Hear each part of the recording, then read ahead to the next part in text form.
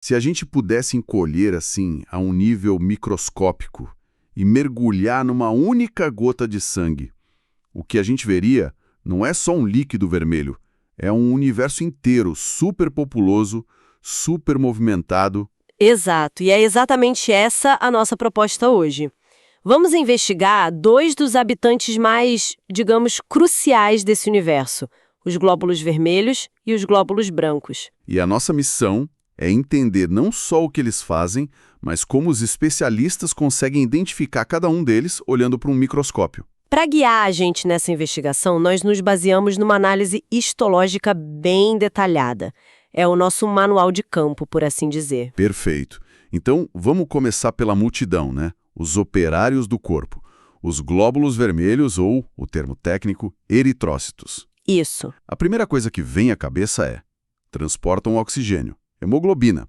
Mas o que a análise destacou e que eu achei fascinante foi o formato deles. Ah, o formato. Essa é a primeira grande pista. A fonte descreve como um disco bicôncavo. Bicôncavo. Pensa numa rosquinha, só que com o centro afundado, não furado. E as medidas são super precisas, sabe? Tipo de 7 a 8 microns de diâmetro. Pequeno? Muito. E com as bordas mais grossas e o centro bem fininho, com menos de 1 micron. Peraí, mas por que essa forma? Um disco afundado?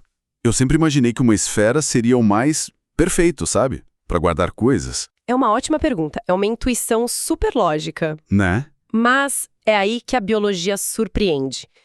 O que é fascinante nesse design é que o disco bicôncavo, diferente da esfera, maximiza a área da superfície em relação ao volume. Ah! E o que isso significa na prática?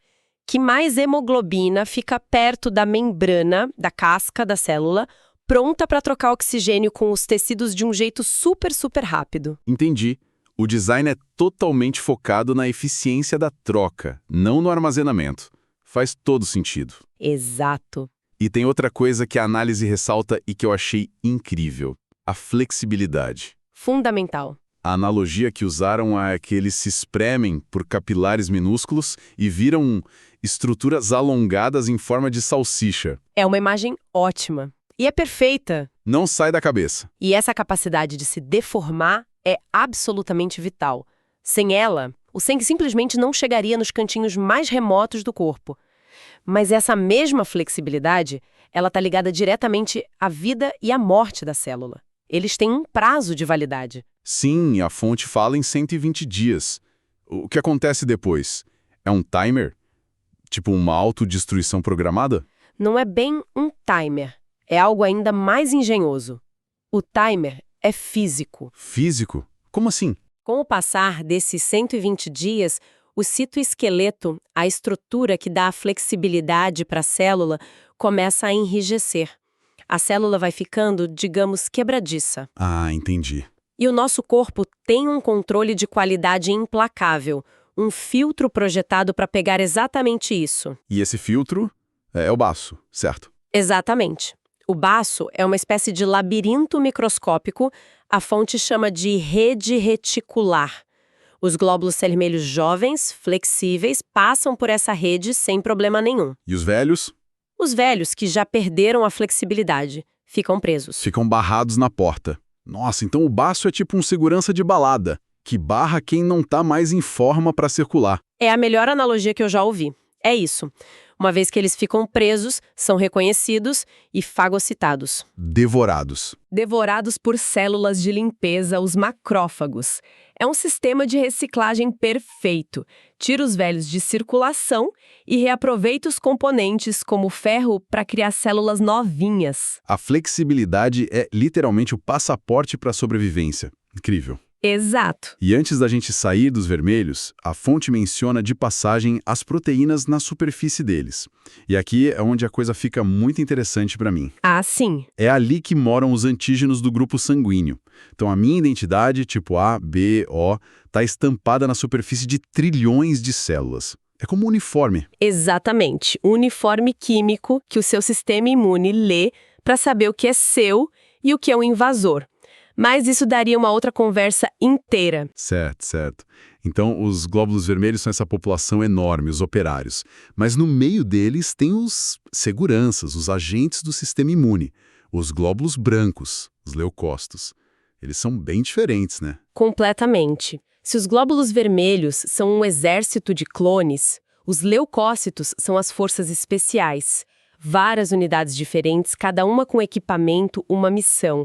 E a primeira grande divisão que a gente faz na investigação, a primeira pista, é olhar o citoplasma deles e perguntar: tem grânulos visíveis ou não? Grânulos. Tipo, pequenas bolsas de ferramentas? É uma ótima forma de ver. São bolsinhas cheias de armas químicas, enzimas, histamina, essas coisas. Então a gente tem os granulócitos, que têm esses grânulos, e os agranulócitos, que não têm grânulos visíveis. Esse é o primeiro passo. Ok. E como é o processo na prática? Como um histologista prepara essa cena do crime para poder analisar? O método padrão é o que a gente chama de esfregaço de sangue. Você pega uma gotinha de sangue, coloca numa lâmina de vidro e usa outra lâmina para espalhar, formando uma camada bem fininha. Uma película. Isso. Deixa secar e aí vem a mágica, a coloração. São corantes que reagem de forma diferente com cada parte da célula e revelam a identidade dela. Mas a fonte aponta um desafio nisso que eu nunca tinha pensado. Não é como olhar uma foto perfeita, né? Não mesmo. E esse é um ponto crucial. Isso levanta uma questão importante.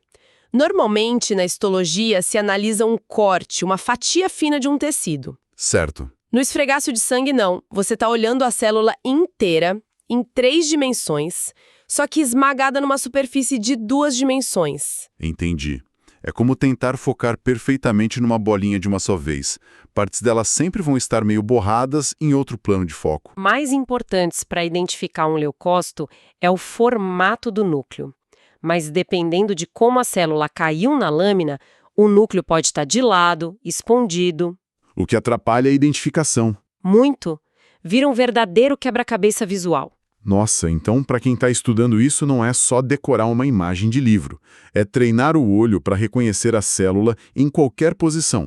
Exige uma quantidade enorme de prática. E um bom material de estudo, imagino. Sem dúvida. A preparação é fundamental. É um conhecimento que só vem com muita repetição, com muita visualização de casos reais.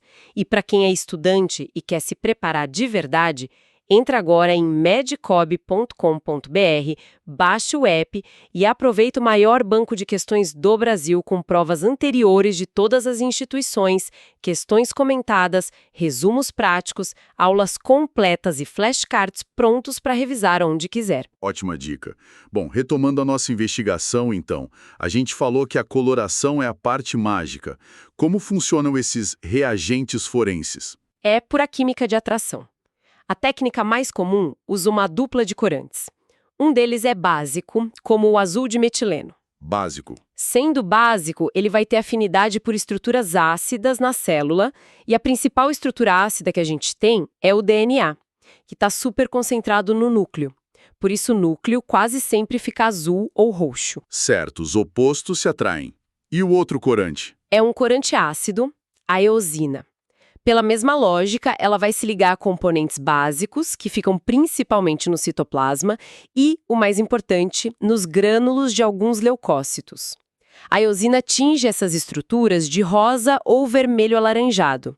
Por isso que a gente chama algo que se cora assim de eosinofílico, que tem afinidade pela eosina. E o padrão de cores que surge dessa combinação azul, rosa, roxo é o que permite identificar os suspeitos, os granulócitos. É o código de cores da célula.